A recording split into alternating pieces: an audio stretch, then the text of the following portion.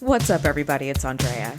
Today, we lovingly say goodbye to an entire Star Trek series and podcast. We reveal our newest sci-fi podcast, and we ask the question, is there some kind of supervillain school we can send Daimon Bok to? For one last time in this series, come nerd out with us. Welcome to the TNG Podcast, the number one place in the Alpha Quadrant to geek out about all things Star Trek: The Next Generation. I'm your co-host, Shereese. Hey, I'm your co-host, Andrea. Shereese, today I cannot even get the words out. We are wrapping the entire series, our entire podcast of the TNG Podcast. So this is the very last one. Bum, bum, bum. If there's ever a bum, bum, bum, I guess this is it. We are so excited to be here, and we're not here alone, which is really nice. Like, the call is coming from inside the house. Like, we have people in the Zoom with us who have RSVP'd and showed up to like listen to this. So we're getting to see lots of happy faces of people being like, I've been listening to you for a long time, which we're like, what? Like, it's just such a crazy idea. I'm drinking tea. People are drinking wine. Like, it's just a really great time. There are cats doing cat things in backgrounds. Like, it's all like awesome. Yeah, that's right, Pip. So we're here with like a family of sci-fi nerds. So it's kind of the best wrap ever. It really is. And I know a lot of people wanted to come and weren't able to come, but you are here listening to our very final episode. So just know you are part of the TNG Podcast family as well. Totally. So with no further ado, we're going to be talking about some of our least favorite and most favorite episodes of all of TNG. We decided not just to keep it to season 7, which was a good call because, like, most of season 7 is not my favorite. Yeah. So there was no need to really. It was like, which ones were the good runs? And then we would pick like 3 good ones, and we're like, all the other were crap. Just all of them. Yes, I could pass on literally all the rest. Already searching for his mom in a nebula, but even though he knows she's dead, like, no. But it's really a ghost and not really his mom, but it's also a flame. Sure, why not? Okay. So with that said, we have narrowed down our top 10 least favorite episodes and our top 10 most favorite episodes. Now, Andrea made her list, and then I made my list. And then we also had several honorable mentions. So we had a little more than 10, and then we combined the lists. So now you are going to hear our top 20 least favorite episodes. When have we ever been able to keep? Yeah, when have we ever been able to keep our top 10 to 10? Like, yeah, it would be very off-brand now if we could suddenly do it, where it's like, no. I'm going to go with a hard never. Yeah. So we did have some overlap, but surprising to us, because we talked about this yesterday, surprising to us, there was very little overlap in our most and least favorites. I thought for sure we were going to have the same episodes for all of them. That's what I thought. And no, it wasn't. But where we overlapped, it was like, we both felt very strongly. So, Andrea, do you want to give our first episode, and this is in no particular order, but our first overlap episode for our least favorite? I mean, is it going to be any surprise to anyone that I say Aquiel? Freaking hell, Aquiel. And let me tell you why. Because it you all know which one Aquiel is, but like the whole premise defies any character growth. Geordi at best comes off as pathetic, and at worst comes off as a sexual predator. And I'm not having any of that. I'm not having any of that. Oh my God, somebody in the chat is saying Aquiel. I'm really sorry, you're wrong. I'm kidding. Everybody can have whatever opinions they want. Yeah. Aquiel, you guys nailed it. You totally nailed it. Heidi, who was one of our guests in the past, actually likes Aquiel, which I appreciate. That's such a breath of fresh air. And Jeffrey, who was one of our guests in the past, really loves Lwaxana, which again was refreshing because these are characters that Andrea and I don't super love. But we appreciate whenever our listeners would message or DM or email us and let us know that there are people that they enjoy that we don't. Because for me, it's really helpful because I can only see from my little tiny perspective. And so hearing other people being like, oh, no, I actually love this person for all these reasons that you didn't think about. They don't change my mind and they don't change my opinion, but they do broaden my perspective. I'm like, oh, okay. Like there are people who like this. Cool. Like that's good to know. So Aquiel is definitely one of them. There's nothing more for me to add to that. I'll do the next one. So this one it's actually a 2-parter for me. Yeah, that I don't like. And that's Code of Honor and Justice. Code of Honor was the one in season 1 where it's like all the Black people and they're savages and they kidnap Tasha Yar because we don't really know. Because she's hot. Right. And she's the only hot woman on the entire ship. I don't know. So they kidnap her. It's It's just the most racist piece of trash that's on all of TNG, followed closely by Justice, which is like the beautiful white people who are just so like perfect and innocent, and they're just little angels. So for me, I despise Justice because I hate Code of Honor so much, and that juxtaposition just feels insulting.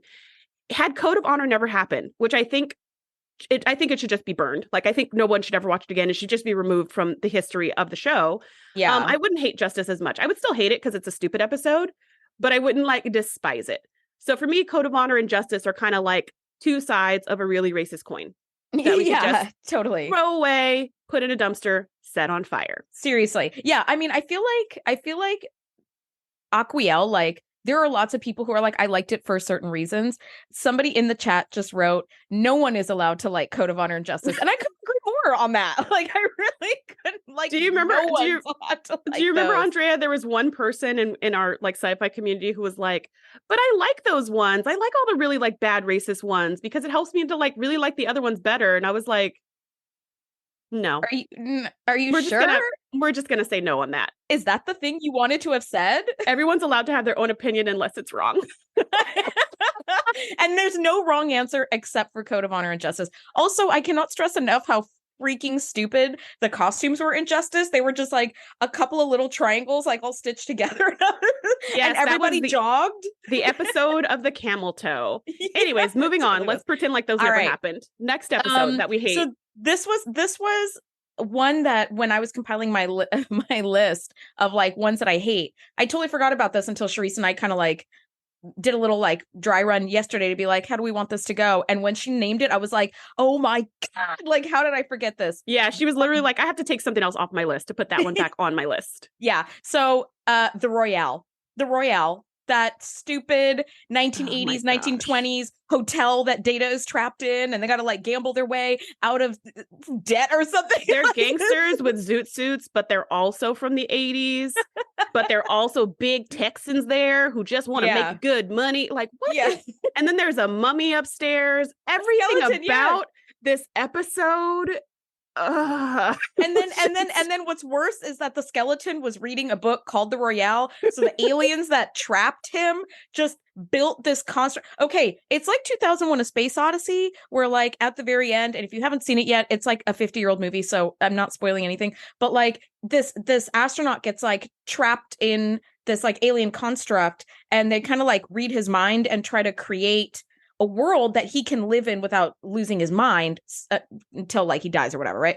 Because I guess there's no way for him to like get out or something. So they're like, we have pity on you. We're going to create the same thing. So they did the same thing, but they did like the shittiest possible. Like, they did it the dime store knockoff version of that.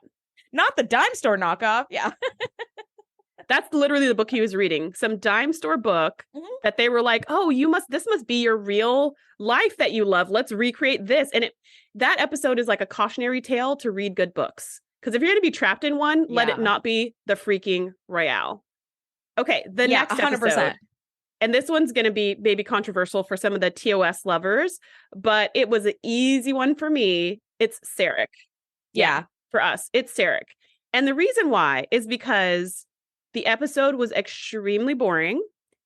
It was like the parts where Patrick Stewart was acting and, had all these like, that was glorious. Like that was spectacular.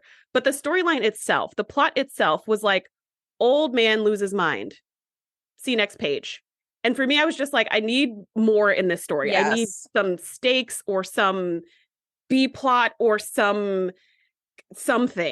I think had I been a big TOS fan, I might have had more connections to Sarek, which may have made this better.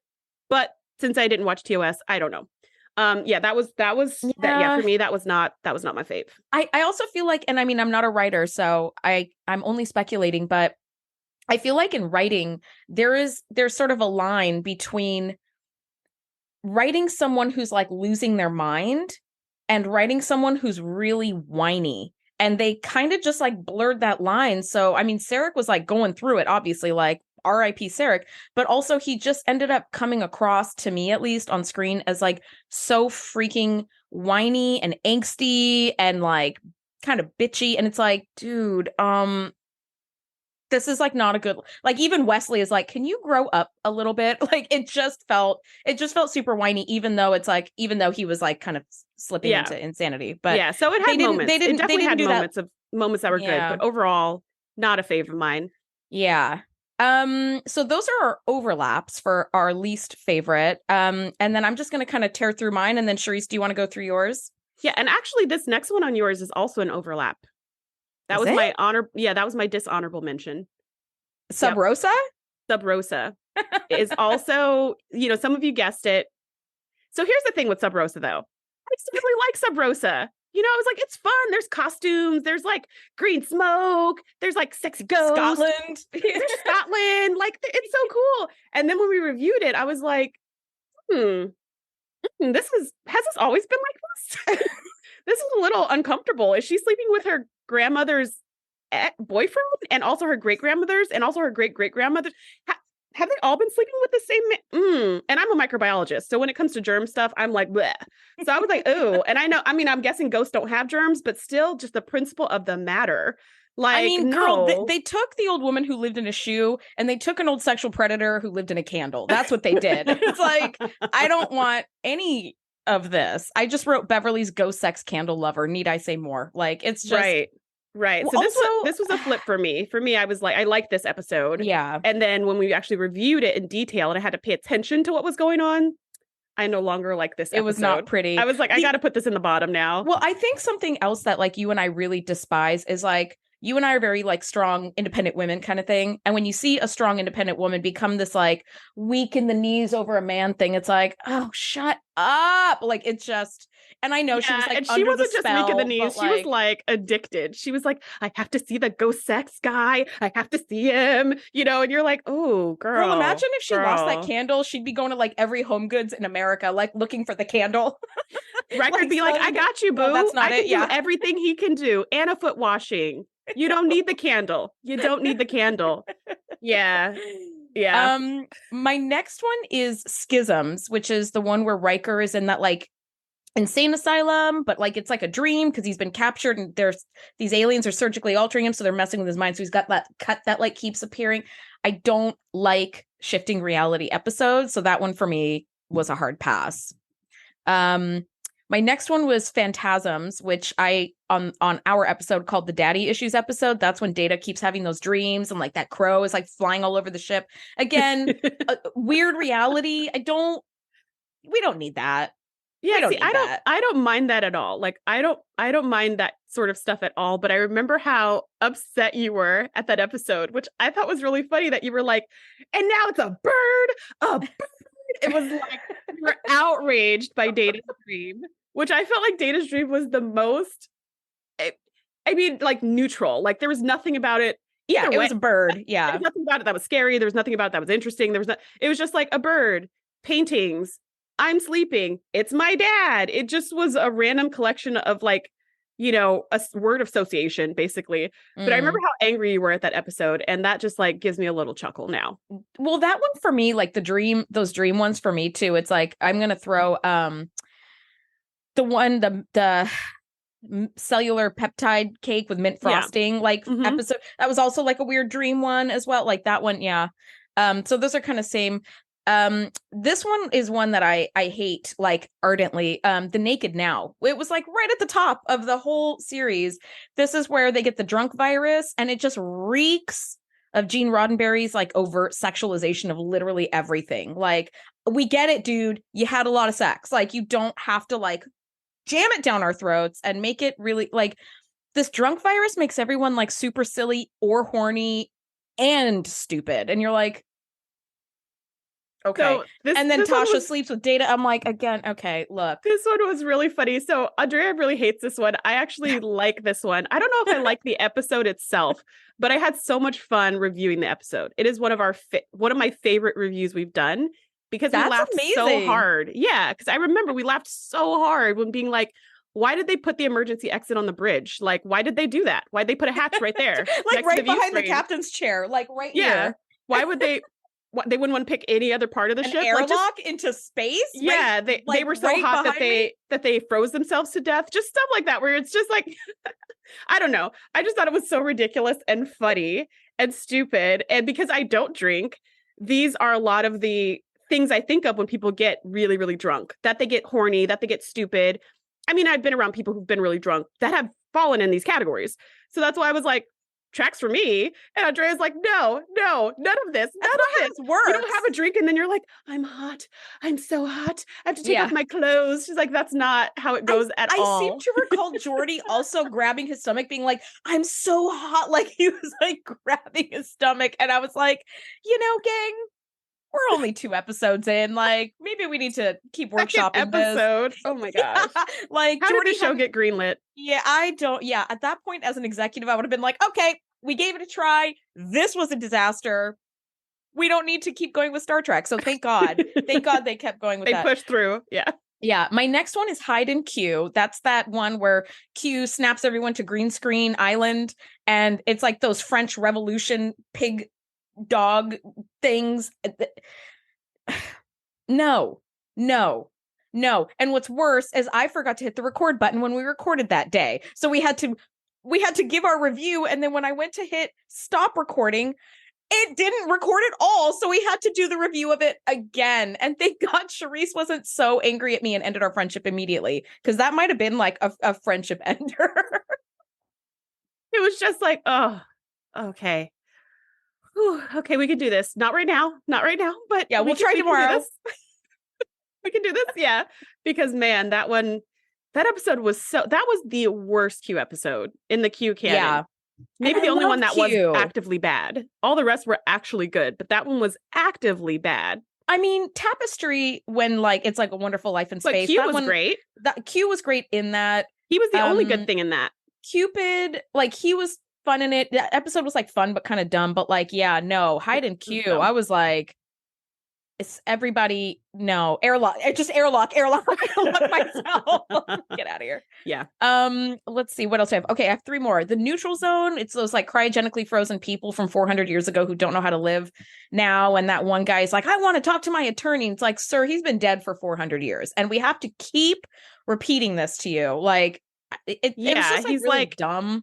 I got to get the money out of my bank. Do you know how much money I'm worth? Sir, we don't zero. We don't use currency like that. Do you have Latinum? Then you have nothing. You have nothing. Yeah. You also have no personality. So you've got nothing. You've got nothing that works. This is your whole personality. Yeah. He's like, I don't want my ex-wife to get everything. She probably did 400 years ago, and she's been dead for 355 of those. Yeah. Like, move on, so it's time to let it go. Let it go. Yes.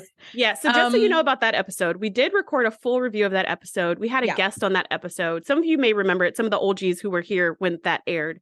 But relations have changed with that guest. And so we weren't able to like continue to feel comfortable to continue to have that episode up.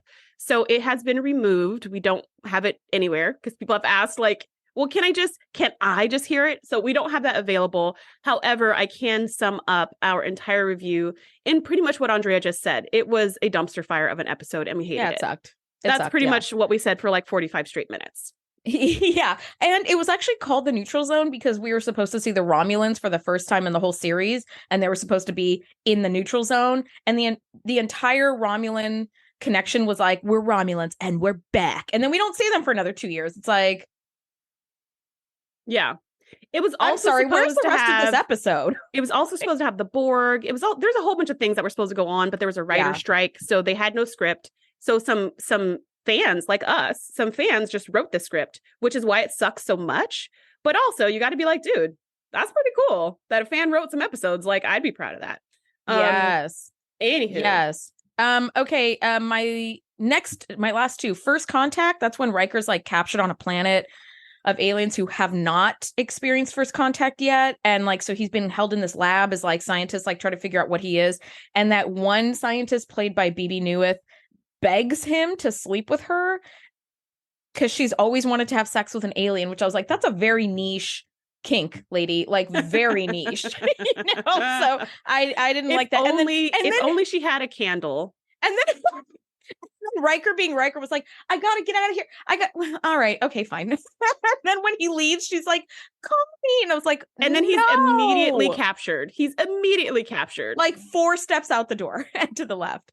And then my last one is Conspiracy, where Starfleet HQ is taken over by creepy crawlies that go in your ear and like control your mind. And there's that The only good part of that episode to me was the beacon that's like calling out to the other aliens, and you're like, oh, this could be bad. But otherwise, they never followed up on that. No, which is okay. Which is okay. We don't need more creepy like scorpions that burst through your ears or whatever. Like, all right, what are your bottom episodes, Shereese? Okay, my bottom episode. So I've got a couple that we haven't already touched on. Although I would agree with everything Andrea said. All those episodes also suck. Oh, except for like, the dream ones. I didn't mind the dream ones. Okay, my next episode that I do not like is Up the Long Ladder, and that's the one with like the Mariposas, that's the Irish ones, and and they're like their gene pool is low, so these like kind of rough and tumble people have to mix with these like prim and proper people. I just thought it was again super racist. I mean, with the guy who drank some like scotch or whatever out of the holodeck and then had like steam coming out of his ears, like a cartoon. It was kind of like, cartoonish, yeah. Yeah, we literally had the like, like the sound. I was like, is Bugs Bunny in this scene also? Yeah. Like, what is going on? So like, I don't know. I just think that episode was hard pass. Dumb. It was just dumb. It was dumb. So the next one is Too Short of a Season, and that's that's when the guy like Benjamin Buttons. So he's like really old, and he's got his head is like 3 times bigger than his real head, so they can make the prosthetics old. And then they like make the head smaller and smaller and smaller, and then the end it's his real head, and he's really like 21 years old. Now, the reason why I put this episode is because of the sheer number of plot holes. Yeah. So this guy is at war with this other guy, and they've been fighting for like 40 years. And then at the end, he finally dies from whatever the heck. And the guy... He dies from Benjamin buttoning. He dies from his disease after the guy's trying to like blast him with phasers for years. So once he dies, the guy who's like his sworn enemy is like, rest well, dear friend. I'm going to bury you in a plot right next to mine because we were oh so close in life. And I was like, what is going on? I mean, this episode made no sense. They actually had screen grabs. Do you remember this, Andrea? They had screen grabs in the episode of the actor from It was, this was not good. Yeah, it was like the Fellowship of the Ring. If and when like Gimli dies or something, it's like, okay, we fought these battles. We've got this like hallowed place in each other's hearts. This one was like, asshole. Oh, he's dead. Well, now I'm sad. It's like, I'm sorry. He was my best friend. What did you think? Okay. Like he was your best friend. So dumb. If you have friends like this, who needs enemies? The next episode that I did not like, which I feel like a lot of people can agree with, is Skin of Evil. Yeah. That's the episode where Tasha Yar dies at the hands of a tar monster. Well, at the hands of some Metamucil. Yeah. She dies via lipstick, via like strawberry jam. Yeah, strawberry kiss to death. Actually, it was wind. A gust of wind came through and she was dead. It was so tragic. And I was just like, this was the most pointless, stupid, useless stuff. I would rather see her go out in a blaze of glory in a space battle where her shuttle explodes. That's what Tasha Yar would do. Why didn't they do that? I mean, they sort of rewrote that history in yesterday's Enterprise. But yeah, it's like... Because they did such a stupid job this time. Yeah. Yeah. They could have done literally anything. And if they wanted to write her off the show, they didn't even have to kill her. They could have transferred her to Starfleet Medical like they did with Beverly in all of season 2. They could just be like, oh, she transferred, make up some story, and now she's gone. And you're like, okay. But this just felt disrespectful. This whole episode.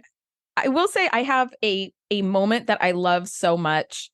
When we were recording this episode, we had one of our friends of the show who was on a few times, Chris French, who couldn't be here today. But he was talking about how Armis knocked Geordi's visor off just to see Geordi like crawl around looking for it. And Geordi was literally on the ground, like right in front of his visor going like tap, tap, tap, tap on the ground. But what French did was he like put his camera down and he just showed himself like crawling on the ground, like looking for this visor. And it's like, it was right in front of you, which of course, if you're blind, you can't see that. But it's like, he basically touched every square centimeter of sand except the perfect outline where his visor was. I was like, yeah, you're right. Yeah, he was like, because our friend was like, why don't you just move your hands a little bit wider?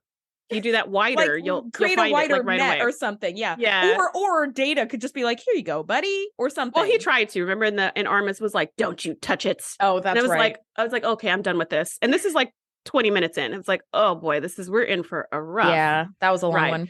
Okay, the next one that I do not like is the outrageous Okana. And this is the episode where Data is trying to learn comedy. Need I say more? It is just painful. Everything about it is painful. It was very 90s. That Joe Piscopo? I think it was. It was the Joe Piscopo episode. And it was very 90s and nostalgic. But like, oh man, it was just bad. It was bad. The next one is Menage a Troy, because I had to have one of the Lwaxana episodes in here. But there were a lot to pick from that I did not love. Yeah. This is kind of in a tie with Manhunt, the one where she was like in heat and trying to sleep with every man on the ship. That one was also pretty like I forgot nauseating. About that one. Yeah. Not nauseating because she's sexy, because she's super sexy and beautiful, but nauseating because she's chasing around men like they're air and water, which I just felt was like, I don't know. Something about that rubs me the wrong way. But I picked Menage a Troy because this is the one where Lwaxana and Deanna were kidnapped by Ferengi for some reason, and they were held hostage. And then in the end, they got away with Lwaxana pretending like she was dating Picard or so. Everything about this, hard pass on all of it. The next one is one that actually Andrea liked and I just really didn't. And this episode was The Chase. And that's the one where Picard's old mentor comes back and is like, you should be, an archaeologist. You should have never done this stupid starship captain thing. And they go all around the galaxy looking for like the secret DNA that's in all of life. And there's battles being fought and whole planets and systems are being destroyed so that no one can get their hands on the secret DNA. And then in the end, they put it together and it's just like some alien saying, you're more similar than you thought. And that's it. And that's it. And I was outraged. I was outraged by the sheer amount of death and destruction that happened on our way to this Kumbaya message was just so upsetting to me that it negated everything cool about the episode. I was like, this storyline is it's so upsetting. I didn't mind that one as much, but when you do break it down, like entire systems have been destroyed, just for them to see a hologram that they could have just all been like, this could have just been an email. Yes. Like, hey guys, you all share like 18% DNA, so you all come from this like common thread. So let's maybe all get together and get along. Like, it was the most like self-serving. Right. Like, the common thread is us. We are you. You are us. Aren't we amazing? We wanted to share our DNA with the future, and now you've got a little piece of it. Girl. Shereese was like, we have our own lives. We are turning this off. Yeah. Get out of here. Like, this is some great honor. We don't even know you. We have our own lives and cultures. Get out of here. Yeah. Anyway, still upset about that one.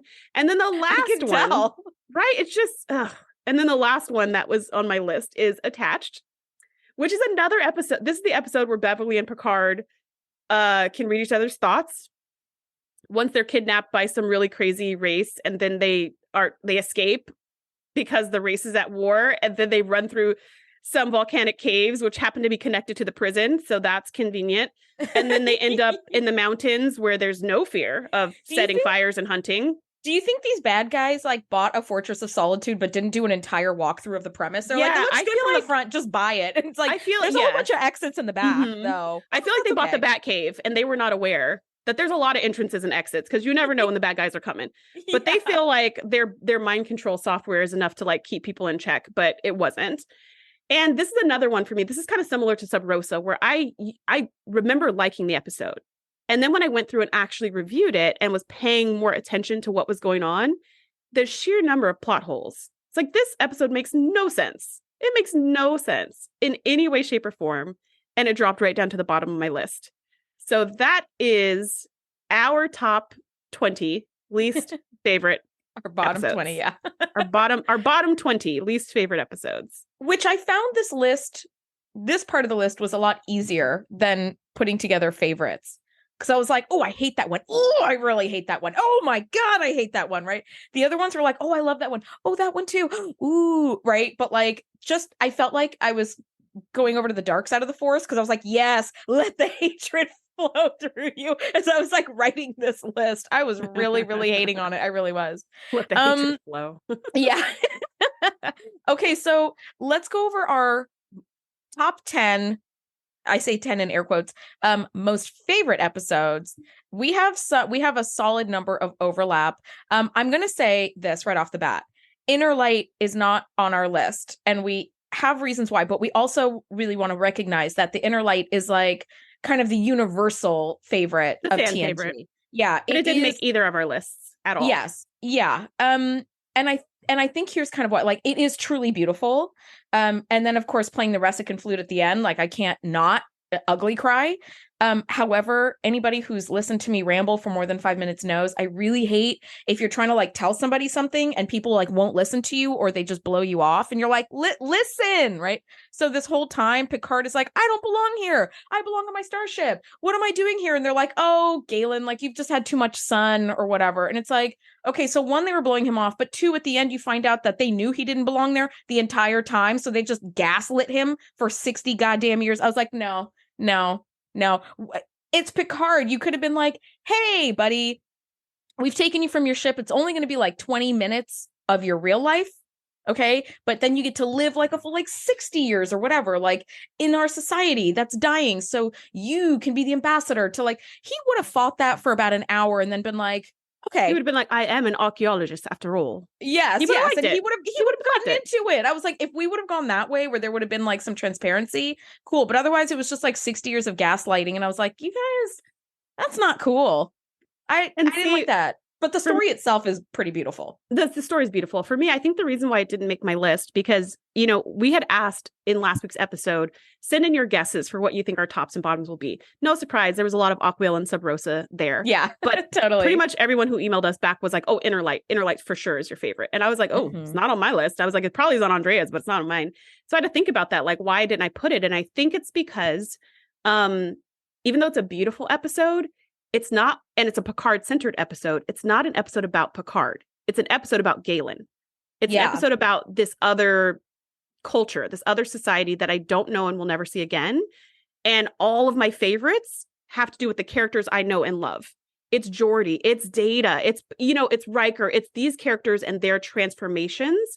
Those are the ones I really, really love. And this episode had nothing to do with the Enterprise, had nothing to do with the characters I know and love. It didn't even have anything to do with Picard. It was this whole other person's life that Picard just happened to be a stand-in for. So I think that's why it didn't make the list. But a lot of great episodes did make the list. So let's start with our overlaps. We have quite a bit of overlaps. First overlapped episode, Best of Both Worlds, Part 2.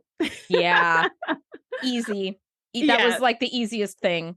The Locutus of Borg one, where it starts with Riker saying, fire, Mr. Worf, fire, like, whew. Oh, yes. Man. I'm going to go ahead and say, like, possibly the best suspenseful moment in all of TNG, when Locutus has confabbed with the Enterprise and he's like, I'm Locutus and I will destroy you and I have all your codes and we will this and we will that. And when Riker has got steely look, right? Like, steely Riker is my favorite. And he goes, Mr. Worf, fire.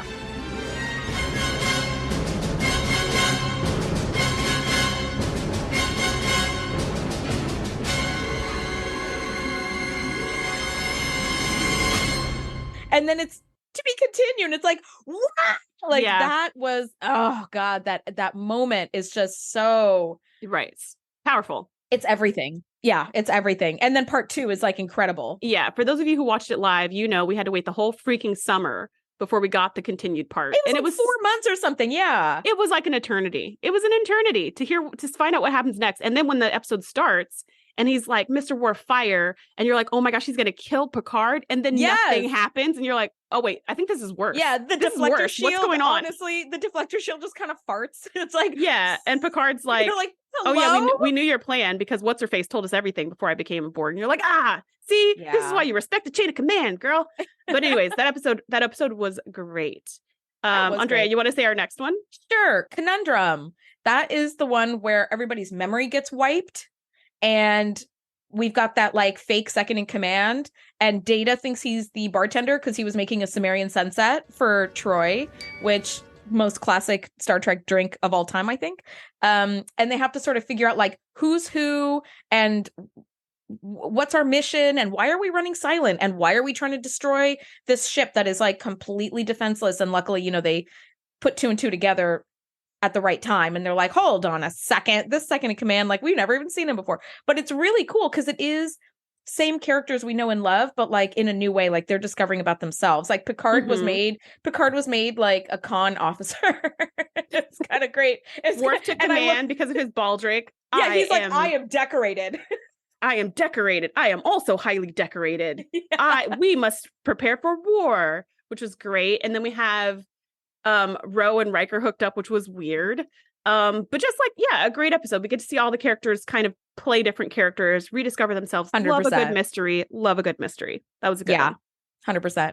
Shereese, give us the next one. The next one is Timescape. And that's the one where there's these little bubbles of time and space where when they go through it, sometimes it goes really fast, sometimes it goes really slow.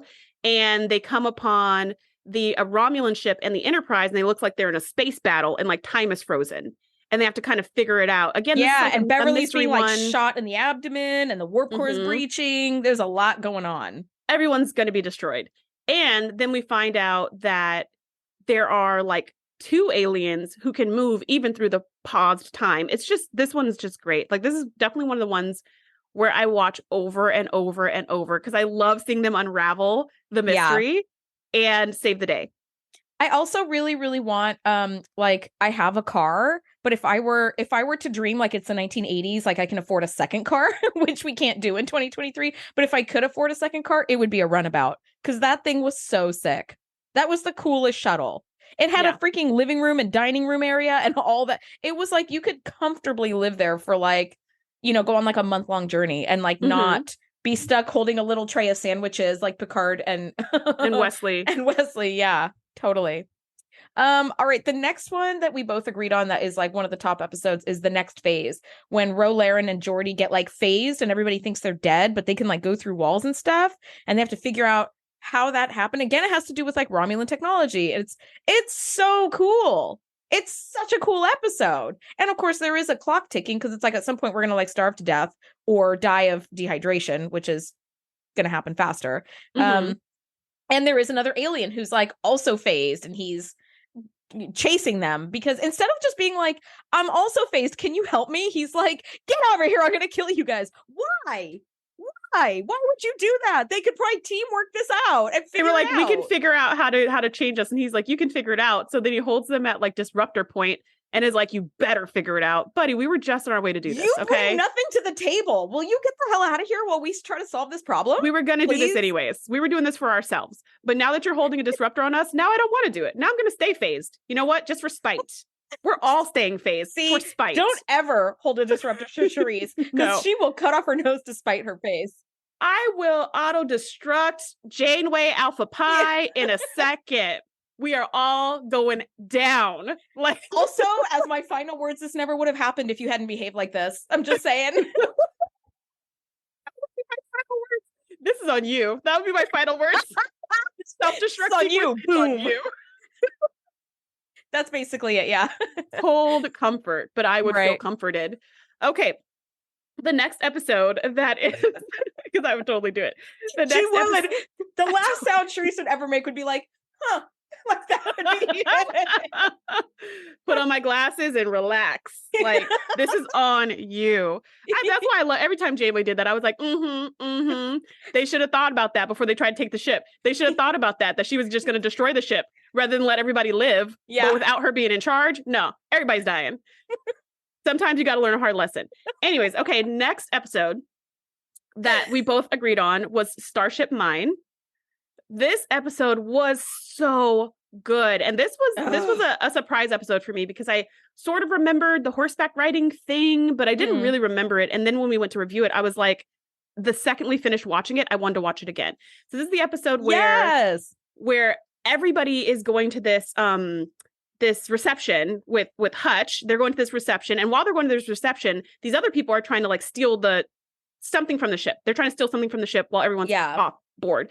But Picard came back to get his saddle so he can go horseback riding so he can avoid the reception.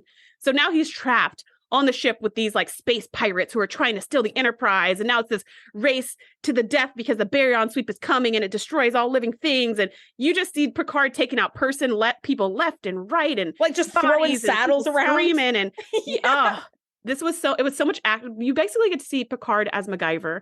And I was here for it. It was so much action. It was so much fun. this is like perfect movie for me is something like this. So that was an absolute it was kind of Die Hard in space, but with like velvet deep V-neck and like cream colored like riding pants. Meanwhile, everyone else is being held hostage by Hutch's small talk, and Data and Hutch have the small talk Olympics. And this is a death that like I didn't think would hit as hard because like we just met Hutch, but like damn it, I really wanted to see more of him. I wanted to see like a lower decks animated version of Hutch just talking to death with Data. And like if you ever just don't want to deal with either one of them, you just put them in a room and they'll just talk forever. It's like a perpetual motion machine. They'll just go forever. It'd be amazing. They're their own Rube Goldberg, just the two of them, just back and forth. Yeah, like that death, it really did hit hard because we were like, not Hutch. Yeah. He was kind of like, I can't say charming because he wasn't. He was kind of like the uncle that you know he's gonna like slip $20 in your pocket to be like, go have a movie and like let's have some fun with your friends. Love you, kiddo. And you're girl, like, what kind of uncles do you have? That's what I'm talking about. I need some new uncles. I'm in the market for some new uncles because anyways, that's a whole nother conversation. But yeah, Hutch was like, no, that was a death that was totally unnecessary. I'm going to put that on par with so Tasha violent. It was like, we didn't need that. It was why don't you just shoot one of these other party goers? Why don't you shoot one of people we don't know? So we'd be like, okay, they mean business, but at least Hutch is still here. It was just like, you talk too much. Pew, and you're like, oh. Which I feel like in that movie, Real Big Fish, where like you look into the witch's eyes and you know how you're going to die. Like if somebody shoots people for talking too much, that's the way I'm going clearly. So I was like, oh shit, I am going to get it.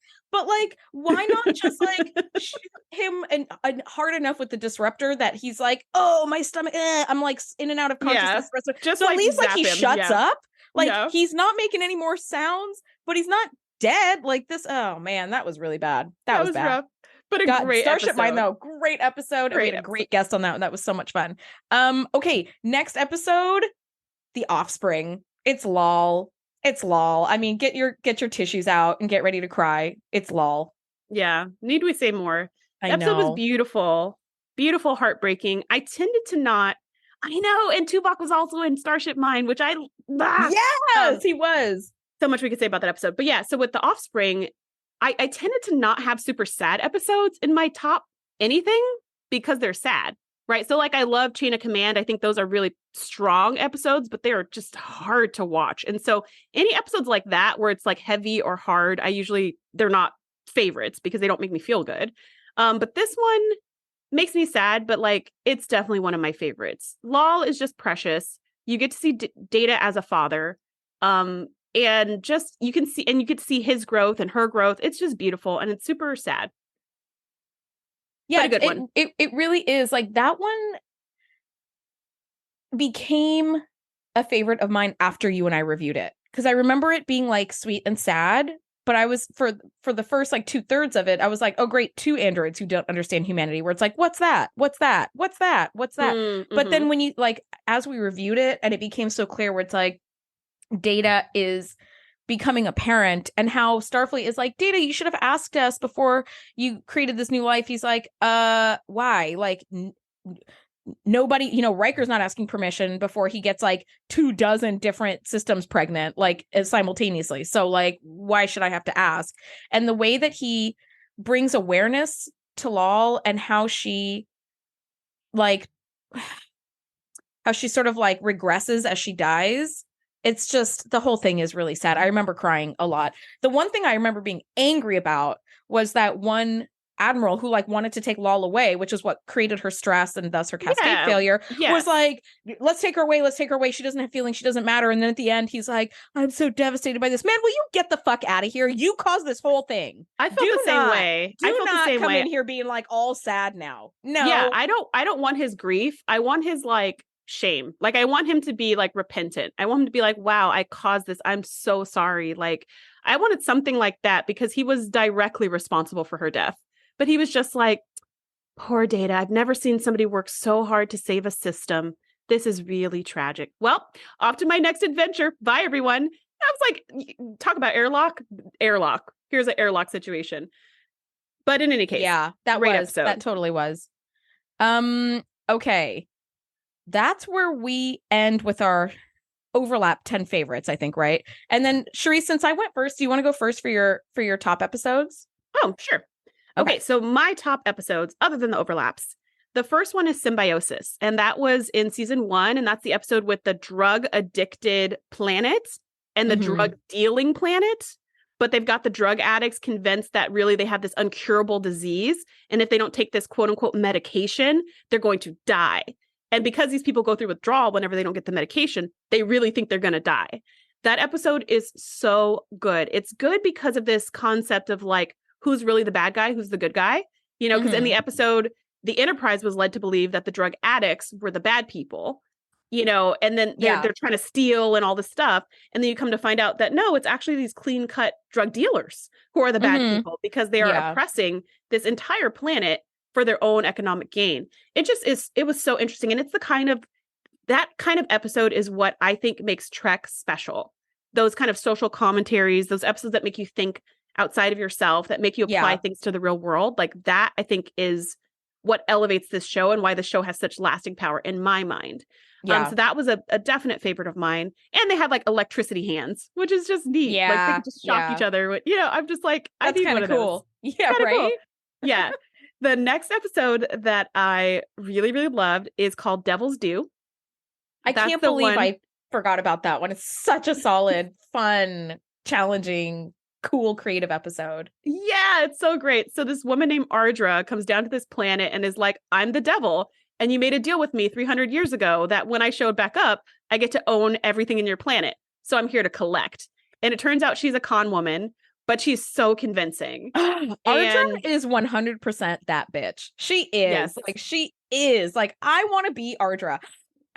Could we cosplay as Ardra one day? That would be so fun. Yes, 1,000 yeses. Yes. Ardra's amazing. Like, and you know, the only downfall for her is that she's obsessed with Picard for some reason, which was weird. But we get to see all these costume changes. We get to see that she can change her appearance. Like, just so many cool things. Lots of cool technology. Lots of amazing stuff in that episode. Definitely a favorite of mine. The next favorite for me is Ensign Ro. I am obsessed with this episode. Again, I tend to like episodes that are kind of happy, and this is definitely not happy. It's a very heavy episode. But like that story she tells about the sugar candy that she was given to go see her father being tortured to death, and she tells it with such emotion. That scene gets me every time. I've seen that episode like 100 times, and every time I see that part where she's like, I was given a piece of sugar candy, I'm like, oh, here we go. Do I skip it? Should I skip it this time? Like, I always think that. Should I just skip this scene and just like keep going? Because it always hits me like how brutal her upbringing was. And now she's between a rock and a hard place where she's been taken out of prison to do some special mission for the Federation, but some crooked Federation guy is having her betray her people so that the Cardassians get, I mean, it's just like, there's so much intrigue going on here, and she doesn't know which way to turn. And Guinan is harassing her into friendship until she has to take Guinan's help. Yeah. She's like, I tend bar and I listen. And also, I'm not going away unless you be my friend. Yeah. Which totally worked out. I freaking love that episode. Okay, next one. Again, obsessed. This episode is called Ship in a Bottle. And it is our second Moriarty episode. Yep. So I always love this episode. But in recent years, I've read all the collected works of Sherlock Holmes. So now I like quadruple love it. Because I'm like, oh, it's got Sherlock and it's got this, and it's just so great. The Moriarty storyline is so good. Moriarty in Sherlock, like in the original like stories and stuff, is barely a character. We don't know what this person looks like. We don't know he's much very about this much person. like a shadow figure. Yeah. He's a shadow. He's in one story of the 10 billion stories. He's in exactly one story. It was a pretty big story though, because that's the one where Sherlock supposedly dies. So it's a pretty big story, but he was like barely mentioned in the story. So all of this they're coming up with Moriarty is like original content. You know, what his personality's like, who his love interests are, what his goals are. Like all of this is just like they're coming up with it. And we actually got a cameo from the actor who plays Moriarty. Thanks to Daniel Davies. Yeah, thanks to David, who was one of our guests. And oh my gosh, like was so cool to hear his experience and that character, and hear some behind the scenes about how like they never asked the Arthur Conan Doyle Foundation for permission to do this episode, and did not know that foundation still owns all of Sherlock, all of that intellectual property like in perpetuity forever. And so they got in a lot of hot water and they got in a ton of trouble for like filming that first episode. Anyways, that was amazing. All of it's amazing. The episode's great.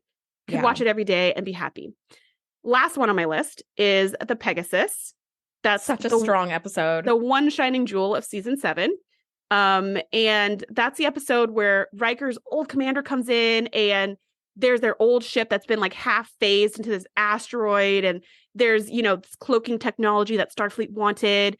But it was a top secret. And again, lots of mystery, lots of intrigue. I love seeing Riker's growth, like his implied growth from how he was to how he is. Mm-hmm. It's so strong.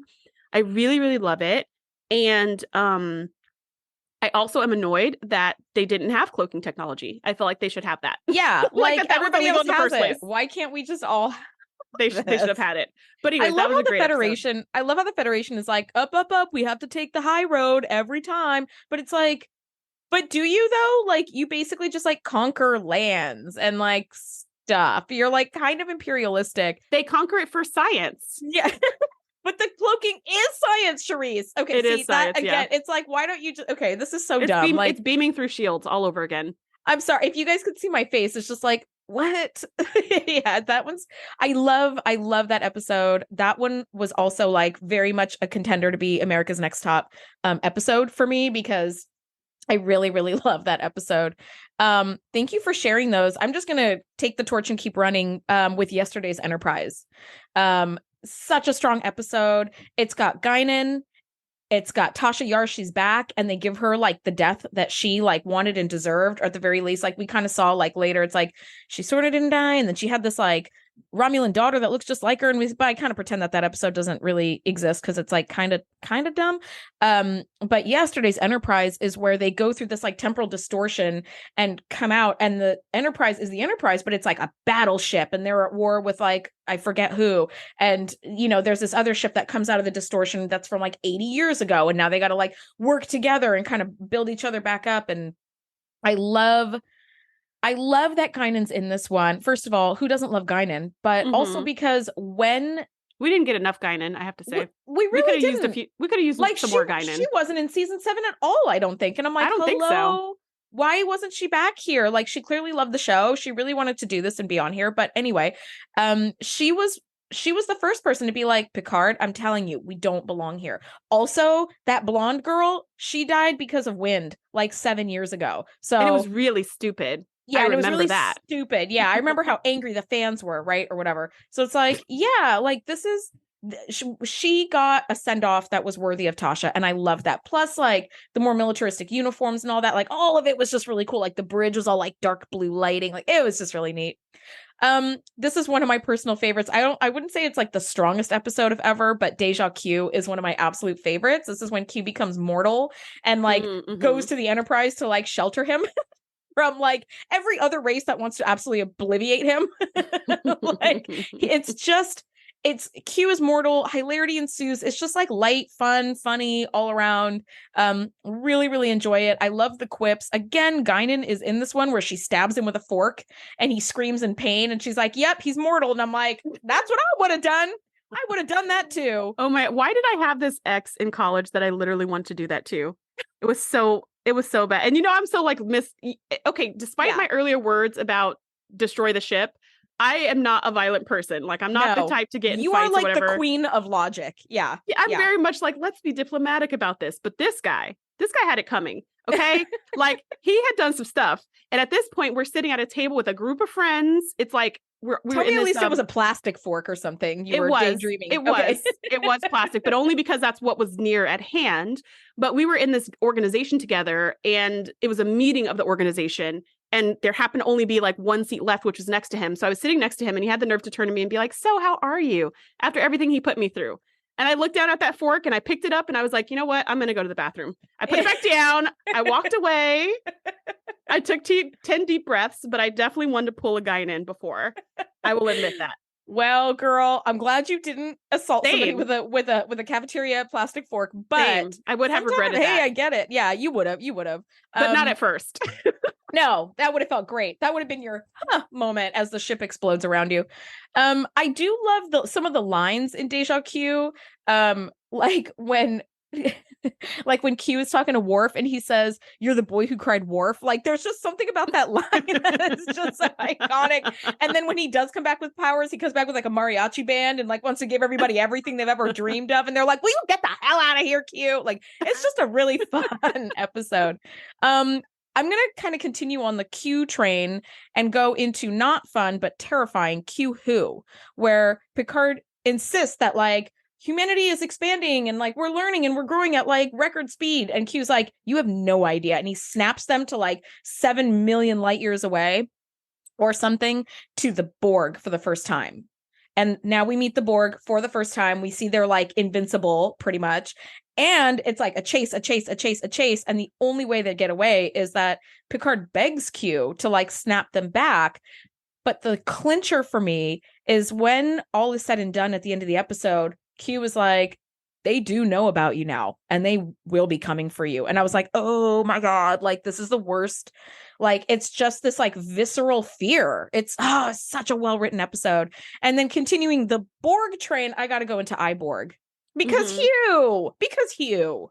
He's the sweetest thing in the whole wide world. And we start to find like a little chink in the armor of the Borg. You know what I mean? Where it's like, we've got this little hole you can kind of poke through and be They're not so invincible. Yeah. Yeah, it's the first time that the Borg are not this invincible. And as it turns out, the individuality thing spreads, we learn later, and it starts to completely like disable them as they are because they're a hive mind and collective. And it's like they don't work individualistically. But I got to tell you, when he calls Geordi his friend, and when they eventually at the end of the episode, like beam him back, as he's in the transport beam, he kind of like turns and looks at Geordi, and I just start sobbing every time. It's so beautiful. Sweet. And it's so sweet. And it makes all the sense in the world. This is why I love Geordi. Geordi is the one who would befriend a Borg and be like, yeah, he's just a guy. He's where everyone else is like, we've got to get rid, Rob Picard's like, we've got to shoot him out the airlock, and Guinan's like, we got to poison him in his sleep. Yeah. And Geordi's like, I mean, he's just a guy. Like, but Hugh was so sweet that like even Guinan came around to him, and I was like, dang, because Guinan's entire race was decimated by the Borg. She has every reason in the world to be like, Borg, like hit the red kill switch. So yeah, that one's really, really sweet.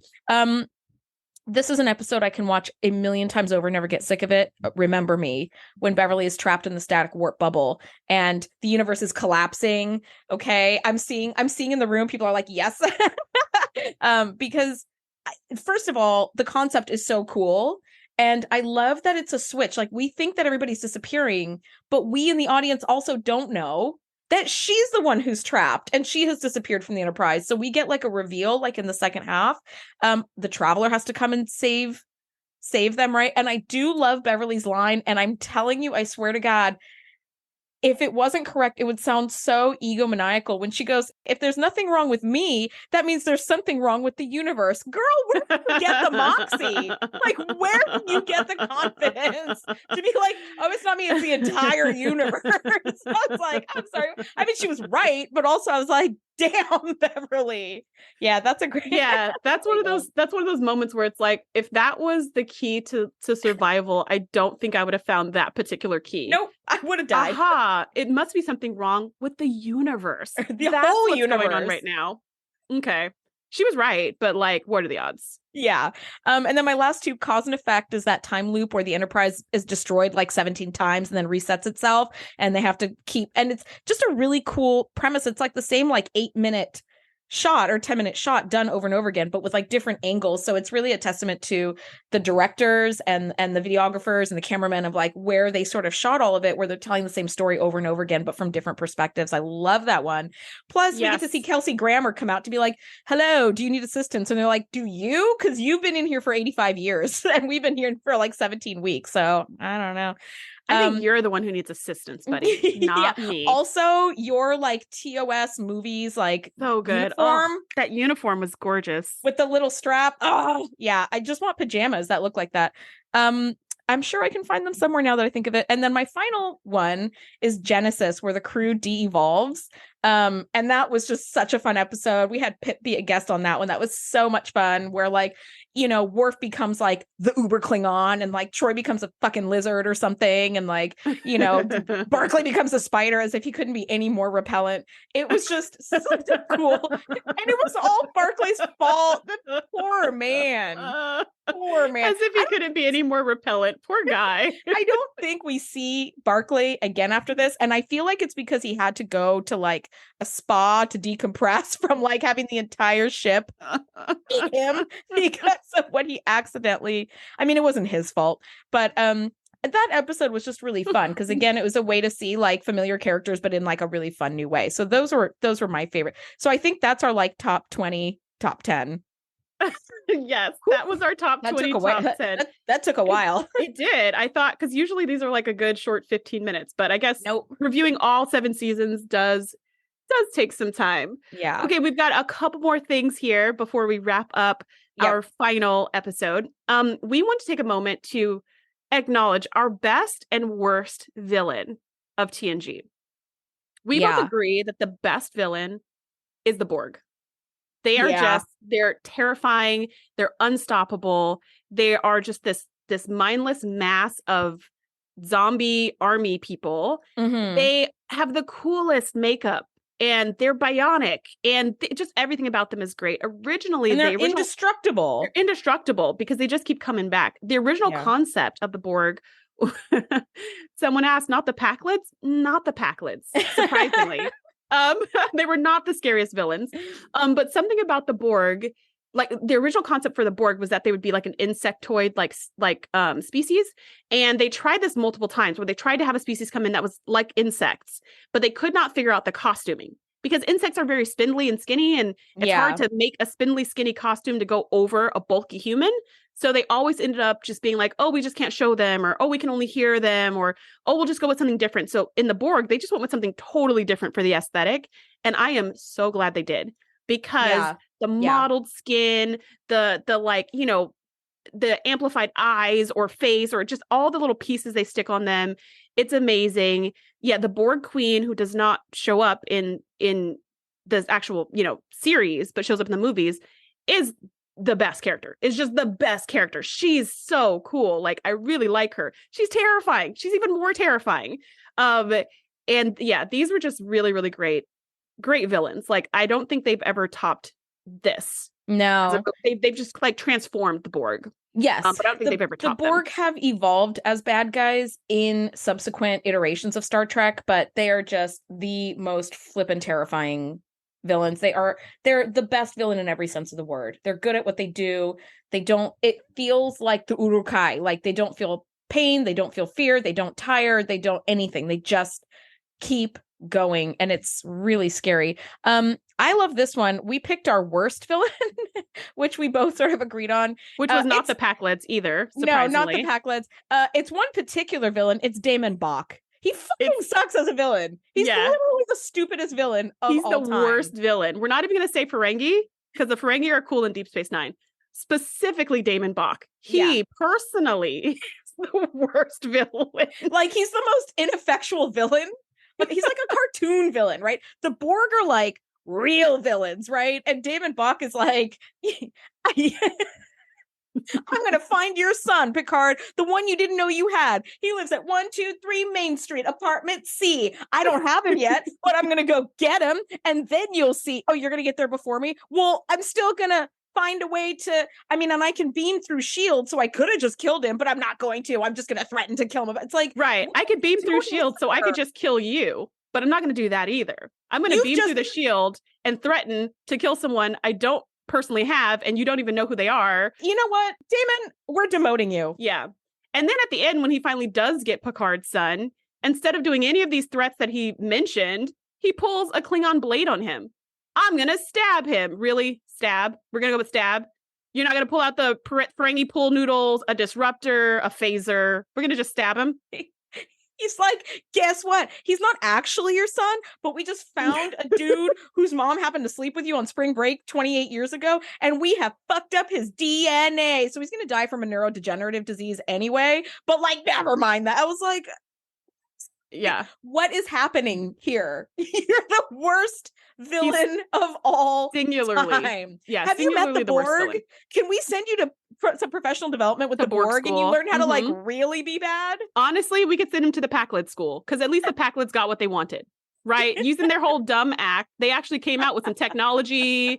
They like have a whole culture going on. So just send him to Packlet school. Girl, I feel like Hutch is a better bad guy than Daimon Bok. Like, and he's the sweetest person ever. Oh my God. Okay. We've got 2 more categories just really quickly. Coolest species and dumbest species. Shereese, do you want to share your like coolest species? Yeah. Or should we start with the dumbest? Sure, we can go with the dumbest. Let's start with the dumbest and then do the coolest. Okay, the dumbest. This one's from Andrea said this, and I was like, oh yeah, you're so right. The Antikins and the Cele. This is from like season 1. This is with the electricity virus that like gets Picard and takes over his mind or something, and then tries to beam him out into a nebula for like friendship. Who knows? Yeah. In the meantime, the Antikins and the Cele have these like Party City masks that they're all wearing. They're running around the ship killing each other. They're like dog masks and like snake masks. Yeah. And you're like, okay. With like a teeny tiny hole so you could speak. Yeah. So we're not talking about dogs like that creepy alien girl that Wesley was in love with. We're not talking about a furry prosthetic person. No. We're talking about a plastic rubber dog mask from Party City that you just slip over your head. That's what we're talking about. That's what was going on here.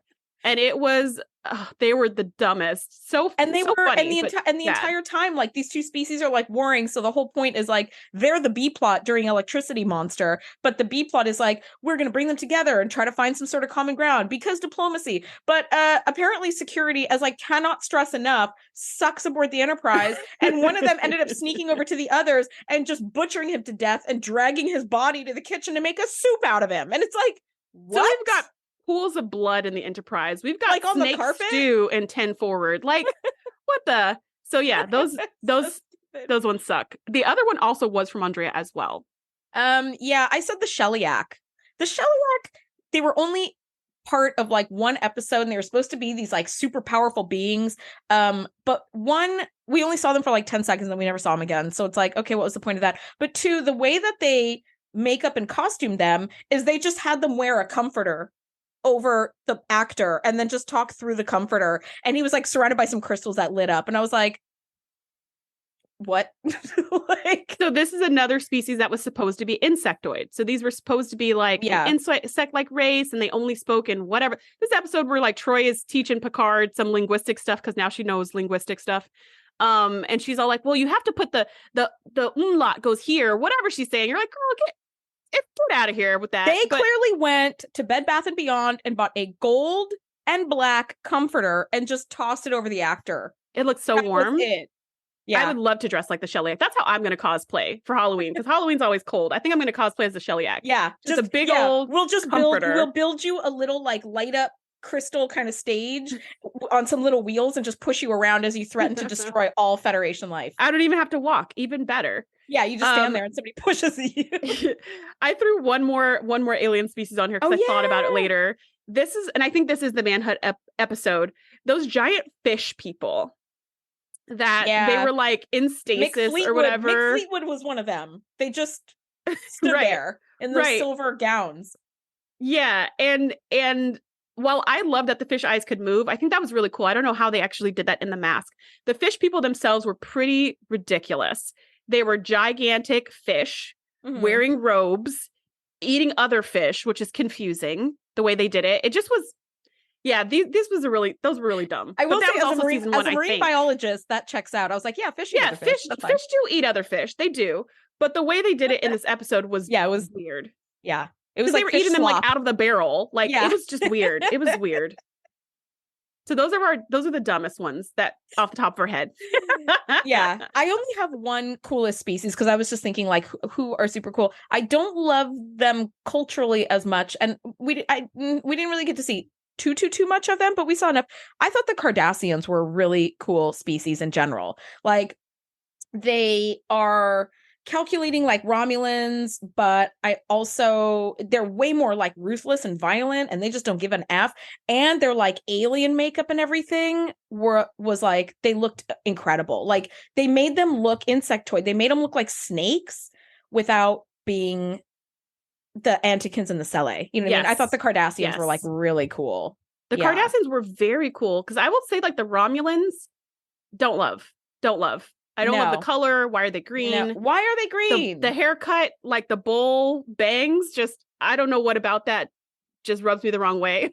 But Yeah. does. I'm like, can you have a swoop or like a part, or I don't know, something about it is just like, it rubs me the wrong way, but it looks very military. So I like that look. Like they all look uniform. Yeah. But the Cardassians, wow, they went on another level with that monster makeup. Like the scales and the way they made the neck wider like a snake, but it still looks humanoid. Beautiful, beautiful creation. I put a couple other cool species that we've come across. I thought Kevin, that was the being who was more powerful than Q, the one who could like rebuild that little plot of land. Who snack away as a species? Yes, who just like thought the thought and they disappeared. Like, oh my gosh, like that was a really I'm cool glad species. I don't have that power, because I would think a whole bunch of people away, or animals, or like mosquitoes, or what. I mean, mosquitoes, nobody's going to be mad to see. But like, I would have a road rage incident and suddenly like swaths of people in 405 are dead or something. And I'd be like, now the 405 doesn't exist anymore. Oops. And you're like, how are we supposed to get to the airport now? My bad.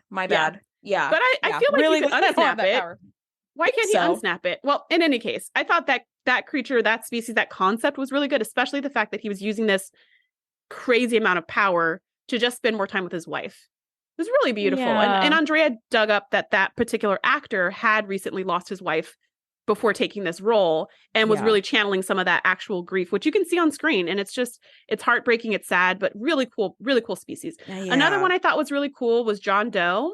That's the guy that Beverly fell in love with, who didn't have a name. And she was like playing with his exposed brain down on the planet. But then he like regenerated somehow. Then he turned into a being full of light. I just thought that was neat. Like, he can like, and he could like touch people and heal them or read their minds or whatever he could do. It was a little bit like that character on the Green Mile that could just like heal people with a touch. And I was like, that's really neat. There's lots and lots of like lore and legend in our human history of like someone who could heal someone through touch. And I love that they kind of channeled that into a sci-fi way for an episode. That was really cool. Yeah, that was really cool. Another species that I think is really cool that, Andrea, I know you're not a big fan of. Not at all. That is the Trill. I think the Trill are so interesting. I will say that episode with the Trill is disturbing because you see his stomach all distended and it's just gross, right? And the little parasite part of the Trill is really gross. But the concept of a symbiotic species. It looks like a flaccid, well, you know what, combined with like a really bad handbag. And I was like, why did you make it this shape and color and texture? Why'd you do that? Why couldn't you just have like a light, like a ball of light or something? Like, this is not the way right here. This is terrible.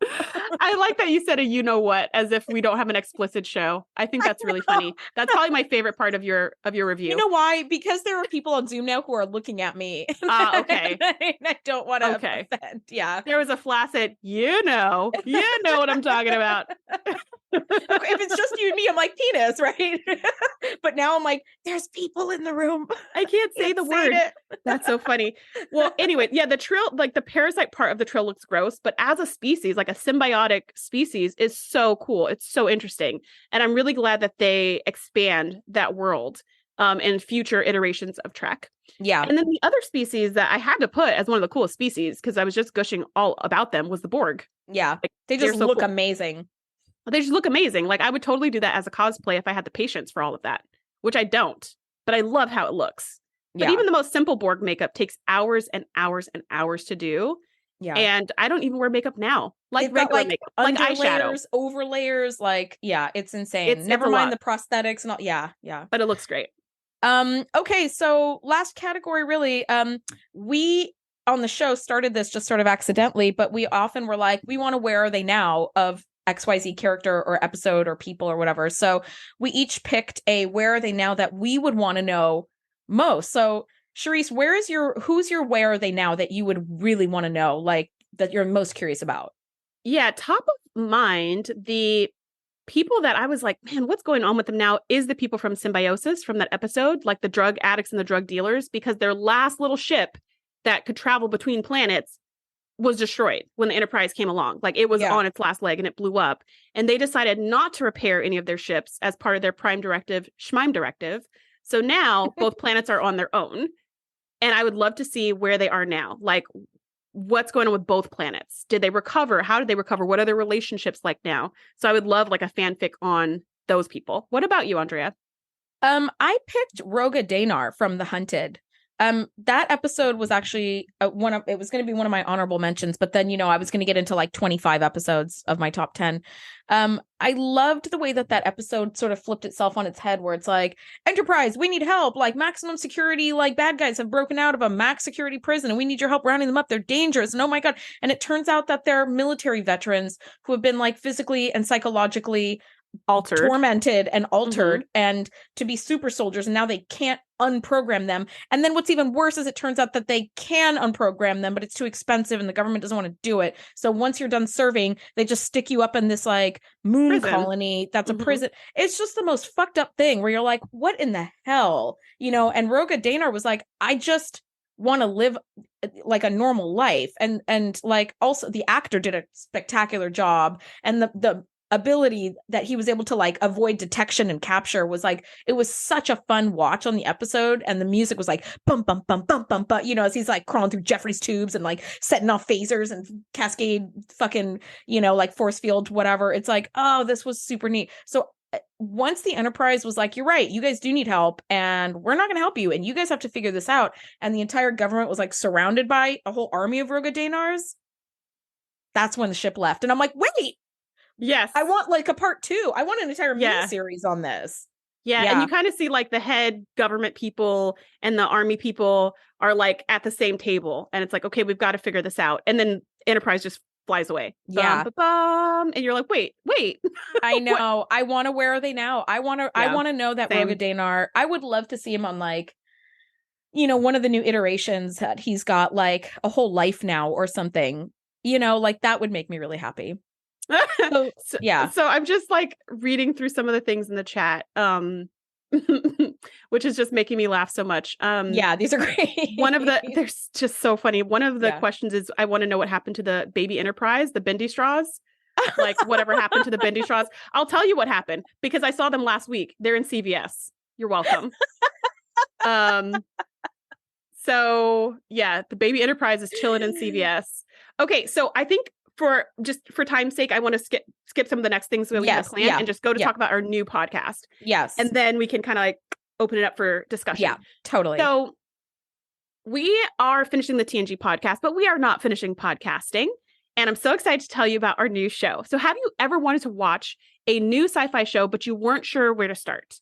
Or maybe you've had a show in mind, but you weren't sure if it was worth watching. Is that even really good? Well, that's exactly why we created Sci-Fi Sampler.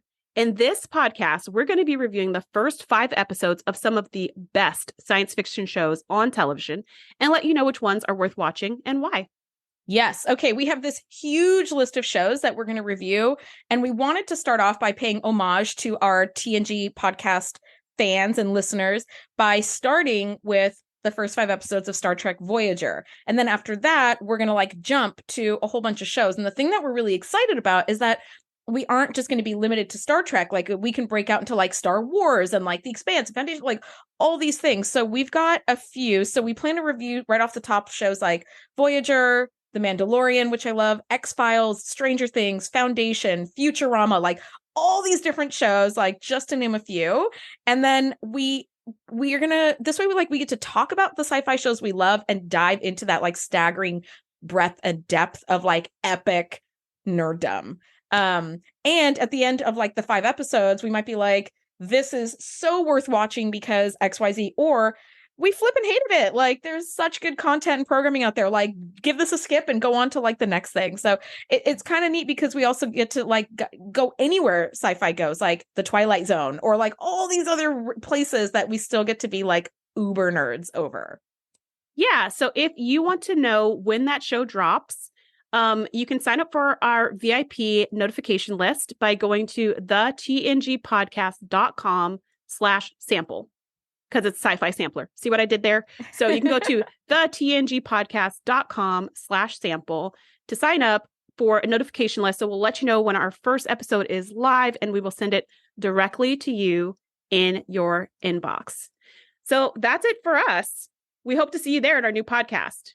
I know. We're really excited. I'm really sad about like this ending, but I'm also really excited about Sci-Fi Sampler and like getting to just like, this feels like a springboard where I can just like jump off into like a whole universe of cool science fiction. So guys, we cannot express adequately like our gratitude that you have listened along with us, you've laughed with us, you've wanted to punch punchable faces with us, you've cried with us, and disagreed with us more than anything, because that's where all the fun is.